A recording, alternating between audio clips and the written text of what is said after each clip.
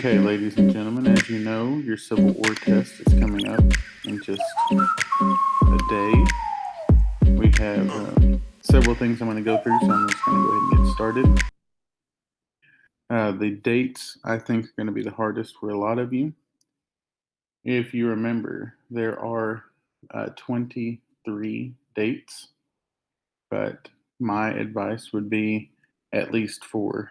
This one, if you're having trouble memorizing dates, to ignore the dates, memorize the order. I'm going to chunk these up into smaller groups, but you'll see what's going on here. There are 3 from 1861, 9 from this 1862 time period. There are 5 from 1863 and 4 from 1864, 2 from 1865. Remember that Abraham Lincoln both finishes and starts, or starts and finishes this section of dates. We have him starting the very first date, March 4th, is his inaugural address, and then at the very end, April 14th, he is assassinated. The easiest thing that I know to do is to go by year, try to learn chunks of years at a time. So 1861 with only 3 of them makes it a really easy one to kind of remember. We have the Abraham Lincoln, we already know that from the very beginning. And then we have Fort Sumter. Fort Sumter, for some reason, starts the Civil War. Then after that, the very next battle, the first battle, if you will, is the First Battle of Bull Run. This is the first one where there are actually a lot of casualties, shooting at each other, craziness happening. After that, we move on to the 1862 section. And the 1862 section is where we're going to have a lot of difficulty in memorizing, I think, some of this. We have, in February, we have Fort Henry and Fort Donelson. And the way I would remember that is February starts with F and 1862.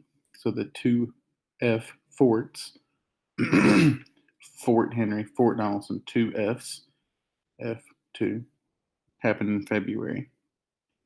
I put these in order because spring starts before April. In the spring, you have the Peninsular Campaign. And just know that a campaign is a long, drawn-out battle. So that's going to take a while. So that's a whole season. In April, we have 2 things happening. The Confederacy institutes a draft. You just know that a draft, if you remember a draft in April, it's going to last for more than 2 days. So it has to be that one. And then Shiloh is the April 6th and 7th. 6, 7, Shiloh. 6, 7, Shiloh. We have June and July, the 7 days battle. Well, it had to be 7 days over the end of June, beginning of July. 7 days, we know it has to be more than just these 2-day time periods. And it takes up 2 months. Second Battle of Bull Run, or Manassas. We have the 29th and 30th of 62. The best way I can tell you to remember that is just that the first Battle of Bull Run is the 21st of July, the next month of the next year, August, the 29th and 30th. So it's a year, a month, and a week after the first battle. And I've got these out of order, but next is the Battle of Antietam. Antietam is September 17th of 62. The Battle of Antietam, I don't really have any fancy tricks to remember this one. Just that the 17th and Antietam go together. September 23rd, we have the Emancipation Proclamation given. The 23 Emancipation Proclamation is given.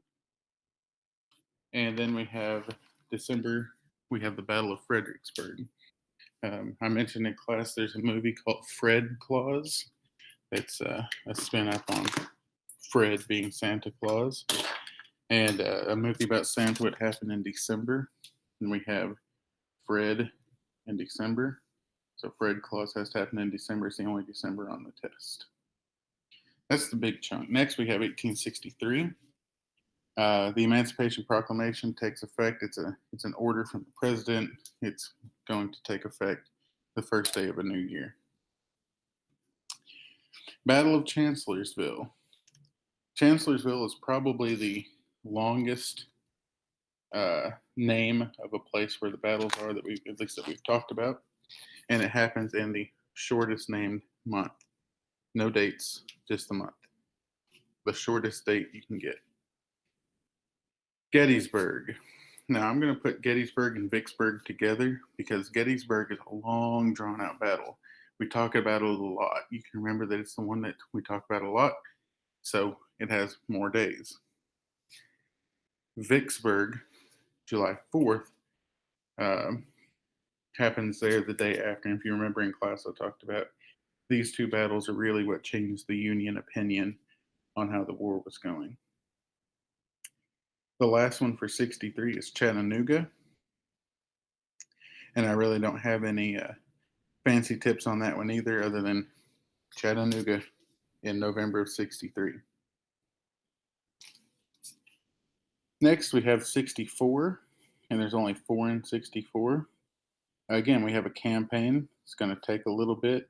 The problem is there are 3 campaigns here in 64. By this point in the test, when you get to 64, you might be getting a little bit lost, like you're in the wilderness. So the first thing when you hit 64 is the wilderness campaign. Cold Harbor. Cold Harbor has the same number of characters as June 3rd, 1864. You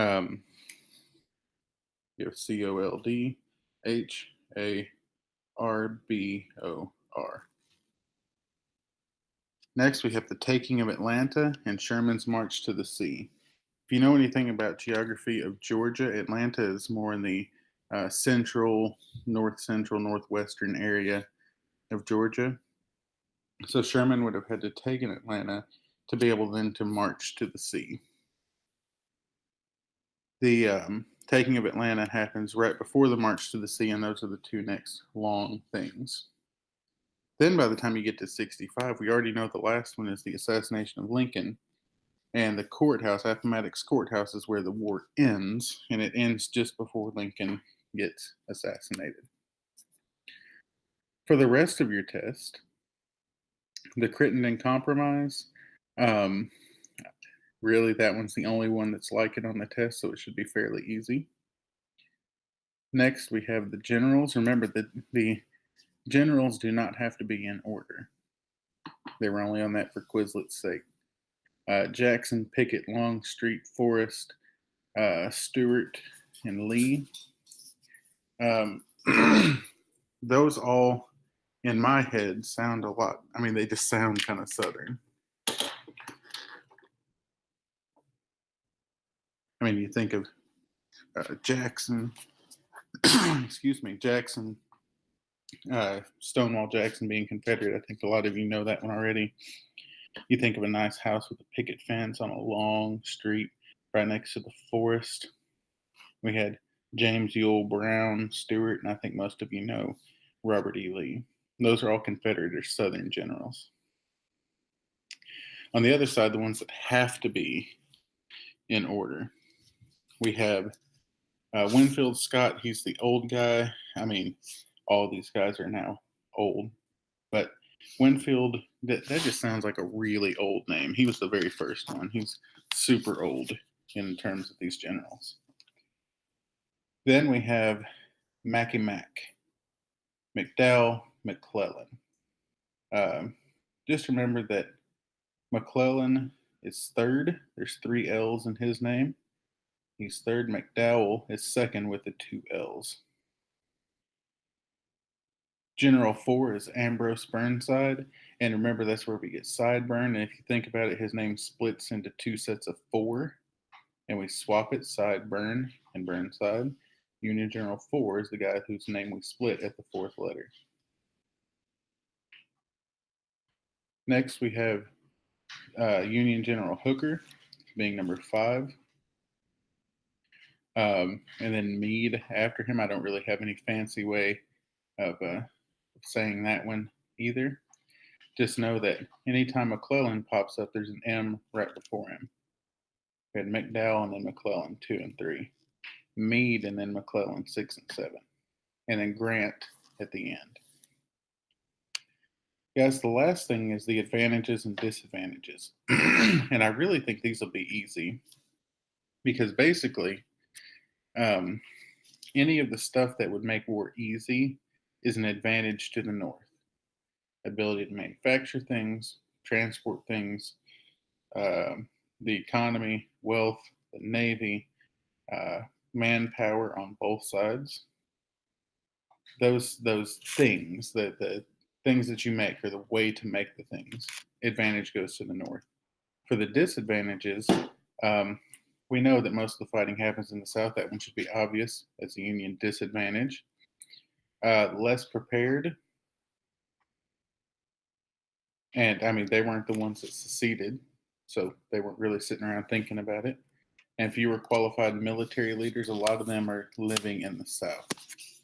The Confederate advantages, most of these are going to be obvious too. Defensive war, that's because they don't have to invade. They don't have to win, just not lose. The morale, because they think that they have more talented military officers, and they do. And the soldiers are bred to fight. Those three right there are the ones that aren't super obvious, but are kind of obvious. And then the exact opposite of the Union stuff. Lack of factories. If you know that the factories are a Union thing, manufacturing ability and transportation, then you should know that those are disadvantages for the Confederacy. I hope you guys get to study for this. I hope you guys find this video useful. Thank you for taking your time to listen to it. I will see you on test day.